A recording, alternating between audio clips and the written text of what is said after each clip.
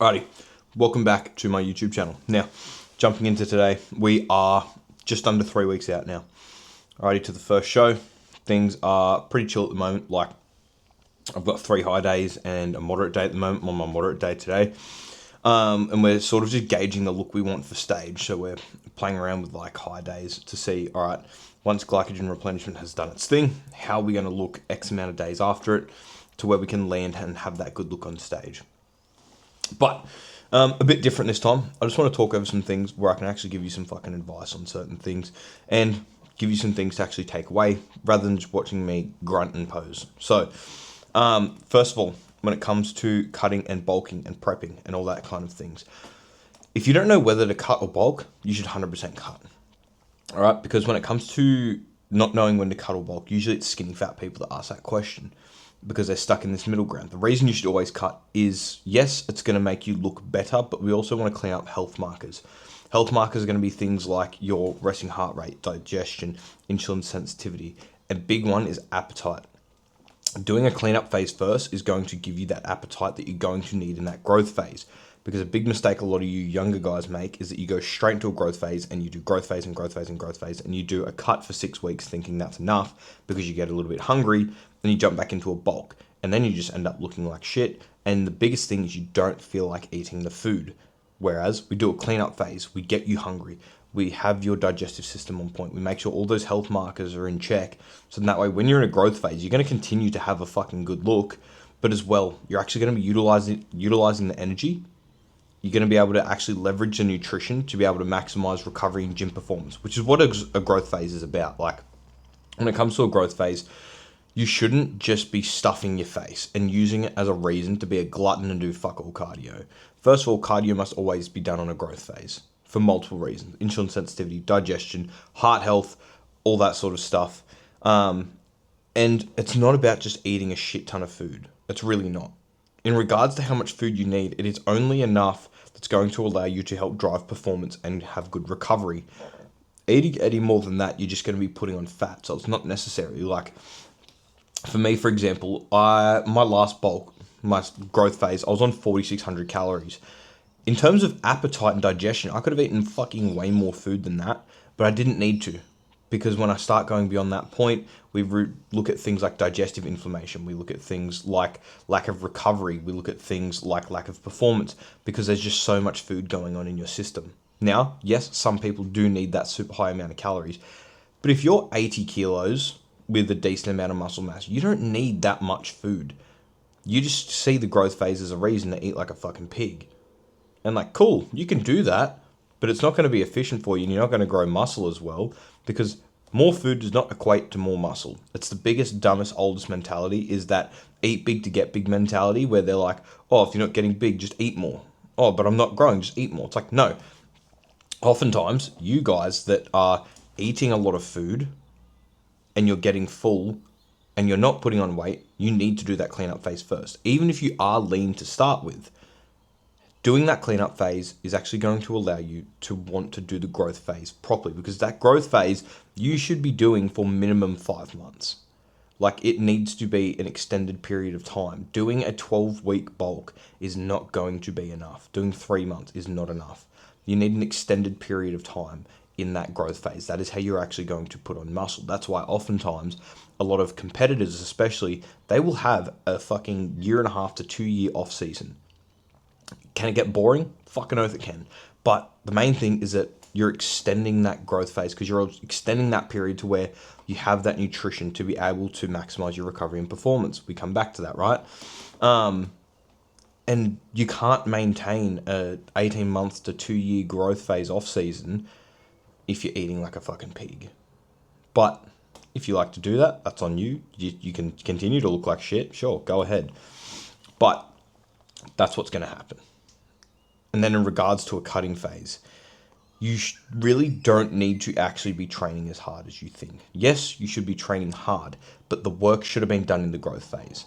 When you're cutting down, that is just a stage of where you should be maintaining muscle, because we need to look at things like mTOR and we need to look at things like AMPK. So AMPK, how it works, when you're in a cut AMPK spikes up. What AMPK does is it helps the fat oxidation to be utilized as energy. AMPK will not go up unless mTOR goes down. How this works is that AMPK will only go up when there is a lack of glycogen to use as energy. But what mTOR does is mTOR is going to help with the actual muscle building process. And so the only time mTOR goes up is when there is a surplus of glycogen. That is why it's easier to build muscle in a growth phase. So you have more glycogen in a growth phase, mTOR goes up, AMP comes down. They kind of work like a seesaw. It doesn't go away. AMPK does not disappear, kind of like in a cut. mTOR does not disappear. It just goes down. So you want to build more muscle, keep good health markers in a growth phase, because that excess of glycogen is going to allow mTOR to go up to build muscle. And then when you're in a cut, this is where it's important that you kind of want to maintain your good recovery and still try and maintain performance, but don't try and drive for muscle growth. That should have been done in the growth phase. You want that AMPK to do its thing. Use stress reduction as a massive tool, so in that way you can recover properly because you don't have the same recovery capabilities as when you had more food. And then that way you can just get rid of the fat, get this fat loss phase done, clean yourself up, do your summer cut, whatever the fuck, have your show, do whatever. Do your photo shoot, whatever. But you don't need to try and just fucking grind yourself down to the bone to build more muscle in a cut. If you feel like you're playing catch up, you did your growth phase wrong. So that's going to leave you for today. I could ramble on all fucking day, but at least there's some knowledge drop for you before we go and get into this session. I'm about to do some work, and then in an hour I've got a call with my mentor, Mac. Fucking one of the smartest dudes I've ever met, but I've got a call with him, and then I'll go train, come home, do more work, do some content, do some calls, catch up on some check-ins, all that sort of great stuff. So let's get into it.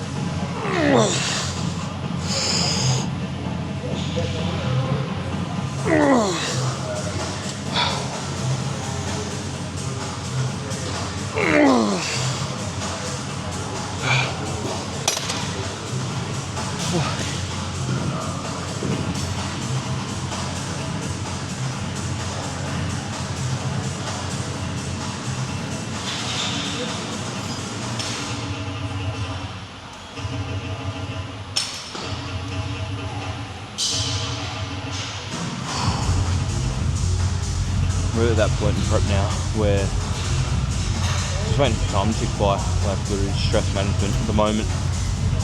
Like my average calorie intake is still at 3,000 calories. Like as I said, I'm on a medium day today, so it's not too bad. But prep brain's definitely in full effect at the moment. Like had my meeting with my mentor this morning and just could not fucking focus. Like we were talking about arm training and all the nuances and mechanics of it, and like. I didn't get him to send me the transcript, which is nothing was sinking in. Some tips on this exercise though, when you're doing lat pull down. Be aware of your pelvic tilt. So have your pelvis neutral. A lot of people go into an anterior pelvic tilt, which causes their lower back to switch on a lot more, which means that their lats aren't taking enough effect. So keep that core brace and be aware of your pelvis. And as well, drive down with your elbows. Like imagine you're trying to pull your elbows into your hips. Because a lot of you'll almost go into a row, like a very high row, which can work for certain muscles, but it's not the idea of the lat pull down, right? So drive your elbows with your hips. That's another thing. A lot of you are trying to pull with your hands. I get it, but imagine you're pulling with your elbows instead. It's going to help with a lot more activation on the lats rather than smashing your biceps. Right, let's fucking get to it.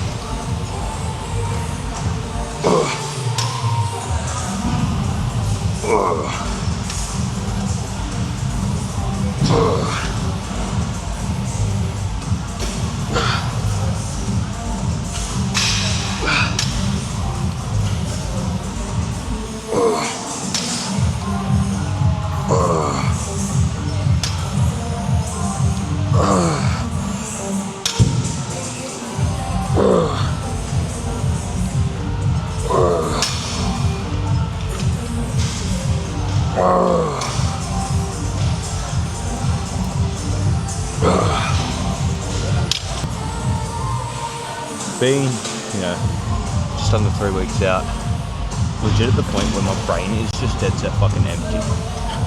Like, fuck man, there's not much thoughts behind those.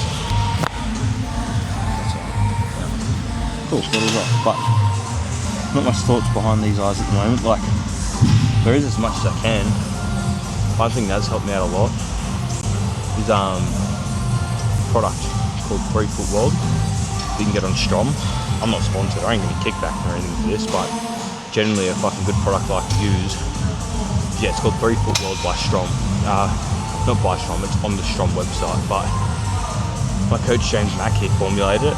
Crazy backstory to it, but such a fucking good product because it's non-stimulant and it's a lot of brain cognitive function shit. A lot of mushrooms in that. Just in this little capsule. Last 6 hours you can take pretty much as you fucking want.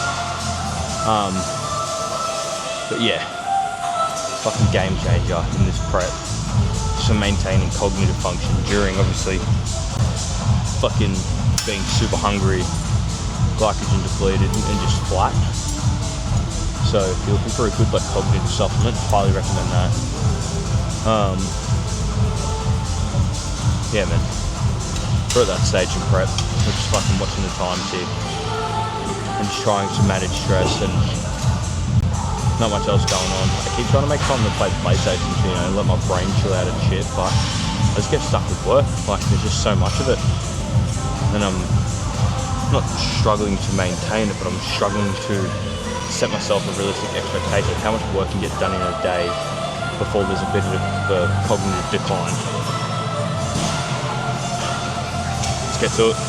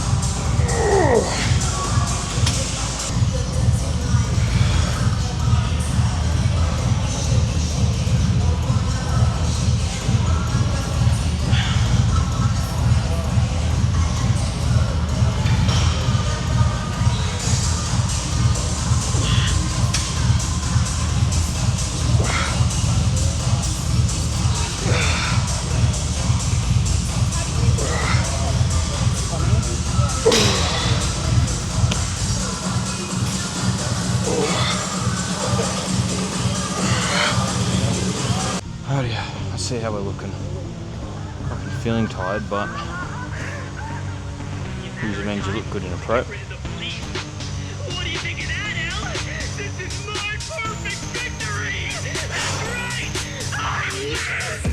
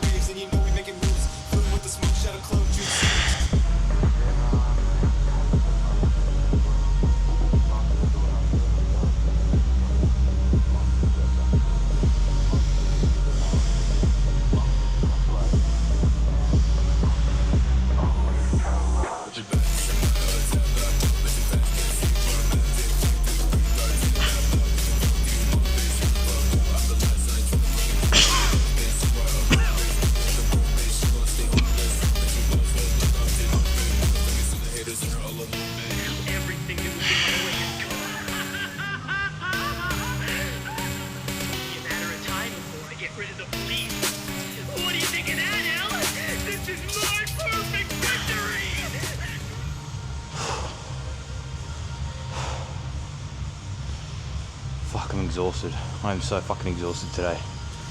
I'll have a bit of a chit chat at home with you guys, but fucking I'm out for now.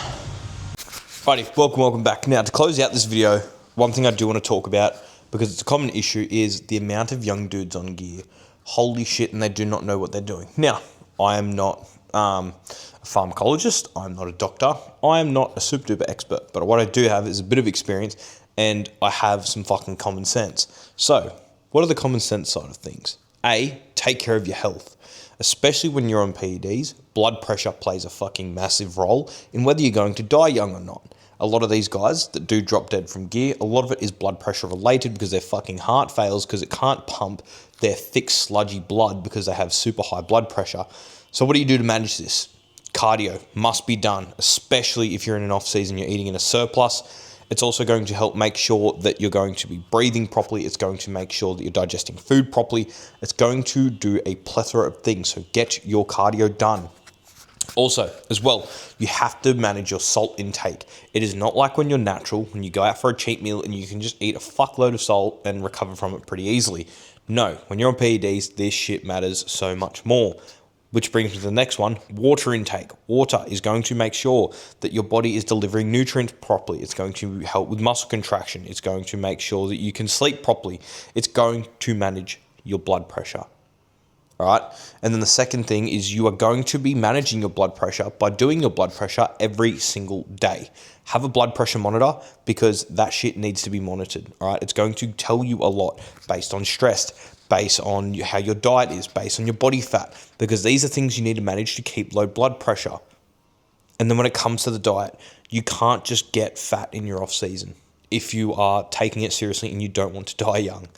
You need to keep a relatively lean physique. I'm not saying you need to stay stage lean or even shredded, but I think a good benchmark is, hey, you should always be able to see your abs when you're on PEDs. All right? If you're on PEDs and you can't see your abs, fix your shit because, frankly, not good enough. And then some other common issues we run into, that is commonly run into that I hear from a lot of guys is they have no idea how much to run. Now, I'm not going to sit here and tell you how much to run because everyone is different, but I can tell you at least common sense wise that for young dudes, you don't need to run much. The less you run, the better. The less risk, the less cost. You just have to be willing to put in the work so that way you're actually utilizing that small amount of gear. Like, sorry, bro, if you're fresh 19 and you've only been training for 3 years, jumping on 2 mil of test a week is not going to fucking help you in the long run. I'm pretty open about my usage. I've been training for 12 years now. I've been competing since I was 16. I've been on PEDs for about 3 years. I have never even touched a gram in total. Not just like test, the total amount of gear that I'm running as a whole with multiple compounds at once. I've never touched a gram. Don't need to, because here's the thing. I plan on going pro, and when I go pro, I need somewhere else to go to. So if I'm blasting a shit ton as an amateur and then I get my pro card, where am I meant to go from there without dying at a super early age? Because here's the reality. There is more to life outside of bodybuilding. For me, bodybuilding is super important. It is a very large part of who I am. But I do plan on seeing my grandchildren. I do plan on living past 40. And bodybuilding isn't everything. If it got to the point where my doctor was like, hey, either die young and keep going with bodybuilding, or you can live a very long life and you will not be able to touch gear again, cool, I'm fucking jumping off, man. It's not that big. Like, bodybuilding does not pay well enough for me to want to risk my life to that extent. Now, yes, being on PEDs does have its risks, obviously. But stop running the amount that some pros are. Some of you are running even more, and you're not even a competitor. You're just a gym bro who's trying to fucking look decent.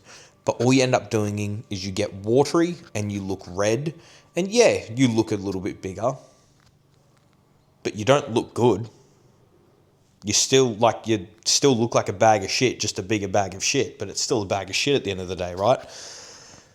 So, if you are planning on hopping on PEDs, I think you should be training seriously for minimum 3.5 to 4 years. Like, when I mean seriously, I mean like shit is locked in. You should be able to follow a plan to a T, and everything must be non-negotiable. And it's not just here and there. Like, you must be able to perfectly tick boxes for months on end, because that's what it takes if you want to utilize it properly and not end up with serious adverse health risks.